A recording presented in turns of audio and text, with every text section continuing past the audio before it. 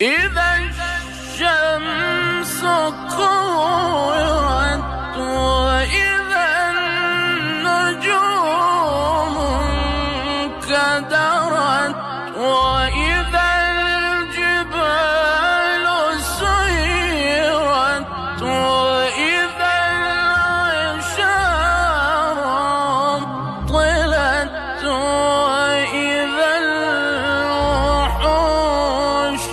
حشرت وإذا البحار